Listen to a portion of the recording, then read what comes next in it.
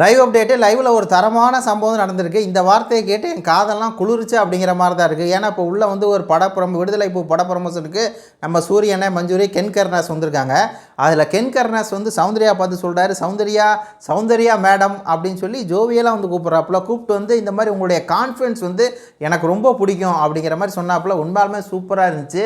உடனே சௌந்தர்யா சரிடா தேங்க்ஸ்டா அப்படிங்கிற மாதிரி வந்து சொன்னது. அது இடையில வேறு இந்த முத்து ஒரு கவுண்டரை போட்டு கெடுப்பான். ஒரு விஷயங்களை வந்து யாராவது ஒரு ஆளை பாராட்டினா இன்னொருத்தன் வாயை மூடிக்கிட்டே இருக்க மாட்டான், எதையாவது ஒன்று சொல்கிறது அப்படிங்கிற மாதிரி தான் இருக்குது.